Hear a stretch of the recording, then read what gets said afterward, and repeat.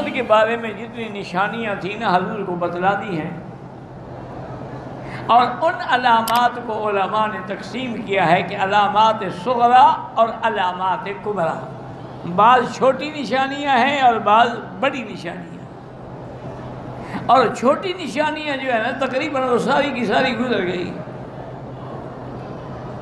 چھوٹی نشانیوں میں حضور نے یہ بھی نشانی بتلائی تھی کہ ایک وقت ہوگا کہ عرب کے چرواہے، بکریاں چرانے والے جن کے پاؤں میں جوتا نہیں ہوتا، سر پہ کپڑا نہیں ہوتا، وہ یتطاولون فی بلڈنگوں کی بلندی میں فخر کریں گے۔ وہ کہے گا میری بلڈنگ اونچی ہے، وہ کہے گا میری بلڈنگ اونچی ہے۔ یہ سامنے آ چکا ہے۔ اسی طرح حضور صلی اللہ علیہ وسلم نے فرمایا کہ علامات قیامت میں ہے کہ الرجل یبر اصدقاءہ ویعق ابواہ، کہ بندہ دوستوں کا بڑا فرما بردار ہوگا لیکن والدین کا نافرمان ہوگا۔ یہ بھی علامات قیامت میں، یہ بھی علامات قیامت میں ہے کہ بندہ بیوی کی اطاعت کرے گا لیکن ماں کی بات نہیں مانے گا۔ اسی طرح آپ نے فرمایا کہ یہ بھی علامات قیامت میں ہے کہ گانے بجانے والے عام ہو جائیں گے۔ اسی طرح فرمایا یہ بھی علامات قیامت ہے کہ شراب عام ہو جائے گا، گلی گلی نشے بکیں گے۔ یہ بھی علامات قیامت میں ہیں۔ تو جتنی علامتیں حضور پاک نے یعنی علامات صغرا جو ہیں وہ سب پوری ہو گئی ہیں، ان میں اب کوئی بھی باقی نہیں، سب مکمل ہو گئی، اب صرف بڑی علامات باقی ہیں۔ اور وہ بڑی نشانیاں کیا ہیں؟ ایک تو خروج دابۃ من جبل صفا، یہ صفا پہاڑی سے ایک جانور نکلے گا اور یتکلم، وہ آدمیوں کی طرح بات کرے گا، یہ بڑی نشانی ہے۔ اس طرح آپ نے فرمایا کہ یاجوج ماجوج جن کو ذوالقرنین نے دیوار بنا کے بند کر دیا تھا وہ بھی نکلیں گے، اور جب نکلیں گے تو تباہی ڈال دیں گے۔ وہ ہم نے کل حدب ینسلون، حتیٰ کہ وہ ایسی بلا ہے کہ دریاؤں پہ گزریں گے، دریاؤں کا پانی پی جائیں گے، دریا خشک ہو جائیں گے، لوگوں کے فصلوں پہ گزریں گے، سب کھا جائیں گے۔ یہ بھی بڑی علامات میں سے۔ اور حضور نے فرمایا کہ بڑی علامات میں ہے خروج الدجال، کے دجال ظاہر ہوگا۔ اور آپ نے ہمیشہ فتنہ دجال سے دعا مانگی ہے، تحفظ کیا ہے کہ اللہ ہمیں دجال کے فتنے سے محفوظ رکھنا۔ حضور نے علامات بتا دی اور فرمایا کہ پوری دنیا میں دجال گھوم جائے گا، استدراجی قوتیں اس بدبخت کو ایسی ہوں گی کہ زمین سے کہے گا کہ اپنے خزانے نکالو، فوراً زمین اپنے خزانے نکال کے باہر پھینک دے گی۔ اور اس کے بعد حضور پاک نے فرمایا کہ اس کی پیشانی پر لکھا ہوگا کافارہ، مومن پڑھ لیں گے لکھا ہوگا کافر، کہ یہ دجال ہے اور کافر ہے۔ تو اب دجال بھی اترے گا، اور سب سے بڑی علامات میں ہے کہ حضرت عیسیٰ ابن مریم بھی اتریں گے، جو آسمانوں میں زندہ ہیں۔ یہ قادیانیوں کا جھوٹ ہے کہ حضرت عیسیٰ علیہ السلام فوت ہو گئے اور ان کی قبر کشمیر میں ہے۔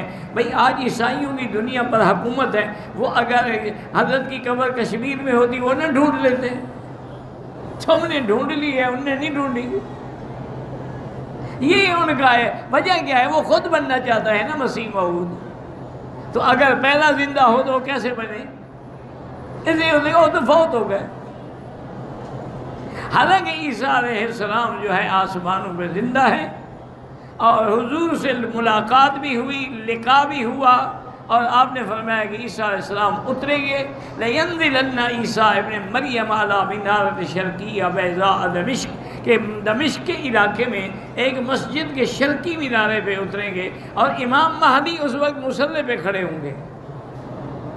امام مہدی بھی برحق ہے، وہ مہدی نہیں جو شیعہ نے بنایا ہوا ہے، امام غائب، وہ کہتے ہیں ہمارا امام مہدی جو ہے وہ غائب ہے۔ یہ زمانہ جو ہے غیبوبت کبریٰ کا ہے، اس لیے ان کے بڑے بڑے مجتہد جو ہے نا، جو جمعہ پڑھائیں یا عید پڑھائیں مصلی پہ کھڑے نہیں ہوتے، کہتے ہیں مصلی تو امام کے ہے نا، ساتھ کھڑے ہو کے نماز پڑھاتے ہیں۔ بھئی وہ امام صاحب کب تشریف لائیں گے؟ کہتے پتہ نہیں قیامت سے پہلے آئیں گے۔ بہرحال وہ کہاں چھپے ہوئے ہیں؟ وہ کہتے ہیں سرندیپ میں ایک غار ہے، اس غار کا نام ہے سر من رعا، اور وہ کہتے ہیں کہ اصل قرآن جو ہے نا بی بی فاطمہ کا مصحف وہ بھی ان کے پاس ہے، اور وہ 70 ہاتھ لمبا ہے، ہم سے یہی نہیں پڑھا جاتا، وہ پتہ نہیں کون پڑھے گا۔ اچھا بھی وہ مہدی ہیں کون؟ وہ کہتے ہیں حسن عسکری کے بیٹے ہیں۔ حسن عسکری کہتے ہیں میری تو اولاد ہی نہیں ہے، تو میرا بیٹا کیسے مہدی بن گیا؟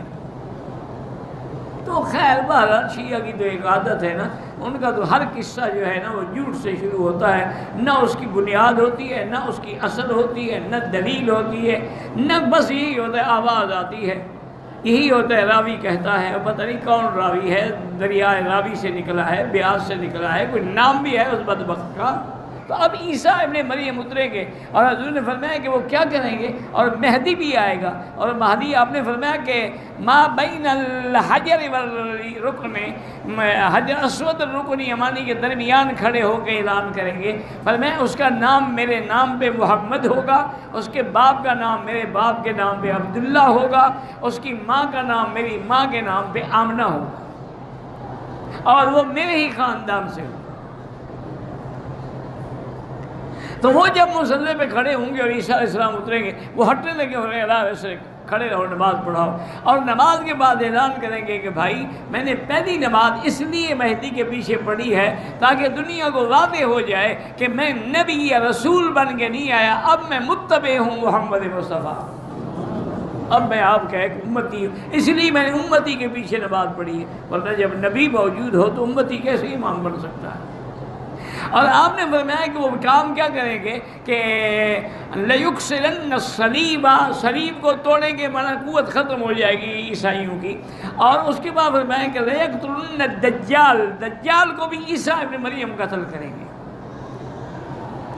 وہ دجال کو ڈھونڈتے ہوئے آئیں گے، باب لد ایک مقام ہے، اس پہ جب پہنچیں گے دجال وہی ہوگا، جب اس کی نظر عیسیٰ ابن مریم پہ پڑے گی، حضرت نے فرمایا یذوب کما یذوب الملح فی الماء، وہ ایسے گلنا شروع ہو جائے گا جیسے نمک پانی میں گل جاتا ہے۔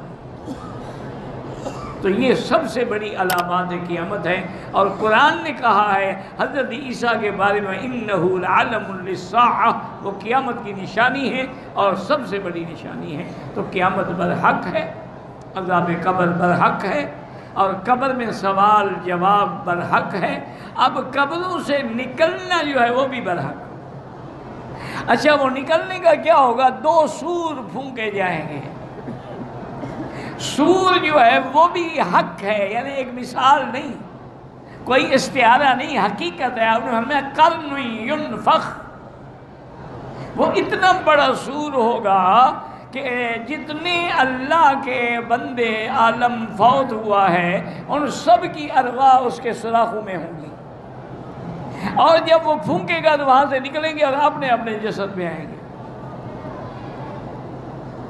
تو پہلا سور جب پھونکا جائے گا تو عالم درہم برہم ہو جائے گا، پھر 40 سال کے بعد دوسرا سور پھونکا جائے گا، وَنُفِخَ فِي الصُّورِ فَصَعِقَ مَن فِي السَّمَاوَاتِ وَمَن فِي الْأَرْضِ إِلَّا مَن شَاءَ اللَّهُ۔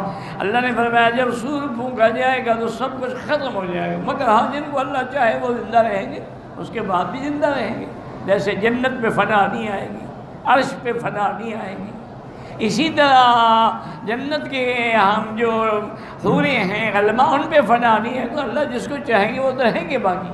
الا من شاء اللہ ثم نفخ فی اخری، پھر دوبارہ سور پھونکا جائے گا، فاذا هم قیام ینظرون، پھر سب مردے اپنی اپنی قبروں سے کھڑے ہو جائیں گے، اور ان 2 سور کے درمیان 40 سال کا وقفہ ہوگا، اور جب سور پھونکا جائے گا تو بندے قبروں سے اٹھیں گے، اور ایک روایت میں آتا ہے کہ بندوں کے اوپر کوئی کپڑا نہیں ہوگا، کوئی کفن نہیں ہوگا، کوئی چیز نہیں ہوگی، اور حضور نے فرمایا کہ سب سے پہلے پوری دنیا کائنات کی مخلوق میں سے سب سے پہلے جنت کا جوڑا میرے ابا ابراہیم کو پہنایا جائے گا۔ صحابہ نے پوچھا کب لگے یا حضور آپ سے بھی پہلے؟ فرمایا ہاں مجھ سے بھی پہلے۔ صحابہ نے حیران ہوا، آپ نے حیران کیوں ہوتے ہو؟ اللہ کے راستے میں جب مشرکین نے ان کو آگ میں ڈالا تو ان کے کپڑے اتارے گئے تھے، تو جب ان کے کپڑے اللہ کے لیے دنیا میں اتارے گئے تو آج اللہ سب سے پہلے ان کو کپڑے پہنائیں گے، وہ بدلہ دیں گے ان کو اس توحید کا، اللہ تبارک و تعالیٰ کی رحمت سے۔ اور اس کے بعد پھر حضور پاک سارے انبیاء، ساری دنیا کائنات اٹھے گی قبروں سے، اور پھر محشر میں جمع ہوں گے۔ قل ان الاولین والآخرین لمجموعون الی میقات یوم معلوم۔ پہلے بعد والے سب کٹھے ہوں گے اس وقت پہ، اس مقام پہ۔ وہ مقام حشر جو ہے شام میں ہوگا، عرفات میں نہیں ہوگا۔ وہاں جب ساری مخلوق آ جائے گی اور اس مخلوق کا یہ عالم ہوگا کہ کانپ رہے ہوں گے، اور مخلوق کا یہ عالم ہوگا کہ سورج کی گرمی اور شدت کی وجہ سے بعض کو پسینے ٹخنے تک ہوں گے، بعض کو پسینے گھٹنے تک ہوں گے، بعض کو پسینے کمر تک ہوں گے، اور بعض کے پسینے گردن تک آ جائیں گے، ڈوبے ہوئے ہوں گے۔ یہ ان کا عالم ہوگا۔ لیکن الحمدللہ ایمان والے اور اللہ کے اولیاء جو ہیں وہ بالکل بے غم ہوں گے۔ لا یحزنہم الفزع الاکبر، ان کے لیے کوئی پریشانی نہیں ہوگی۔